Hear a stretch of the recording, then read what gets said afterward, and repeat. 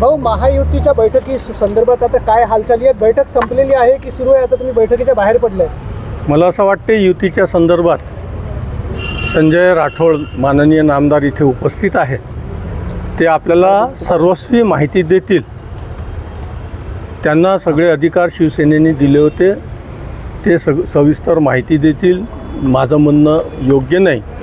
माझ्याबद्दलचा विषय असा आहे, मी उद्या सकाळी 9 किंवा 10 वाजता प्रेस घेईन आणि मी माझी भूमिका उद्या स्पष्ट करणार आहे. काय नेमकी तुमची भूमिका? उद्या सांगेल ना मी. आता सांगितलं तर उद्याच्या प्रेसचं काही हेच राहणार नाही. तुम्ही आता जय श्रीराम म्हटलं. जय श्रीराम कोणाला?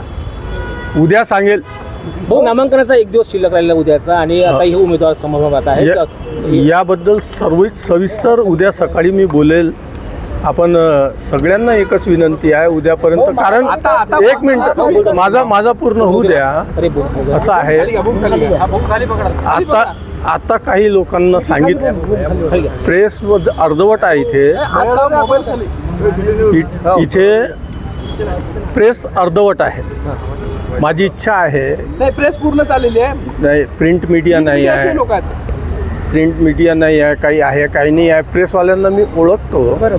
सगळे प्रेसवाले एकत्रित आले आणि त्यांच्यासमोर मी माझी भूमिका मांडली तर बरं राहील. नाही तर असं आहे, काही लोकांना मी डायरेक्ट बोललो आणि काही लोकांना तुमच्या माध्यमातून निरोप कळलं तर अर्धे प्रेसवाले माझ्यावर नाराज होते. आणि तुम्हाला माहीत आहे, मी नाराजी कोणाची घेण्यासाठी तयार नसतो.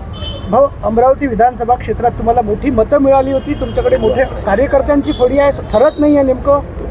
उद्या सांगतो ना, सविस्तर सांगतो शुभम. उद्या युती होईल का नेमके काही कसं? त्याचं उत्तर कोण देणार आहे? संजयजी राठोड आलेले आहेत, ते उत्तर देतील. इथले मुख्य म्हणजे नेतृत्व समजले जातात. नाही, शिवसेनेची जबाबदारी संजय राठोड यांना दिली होती.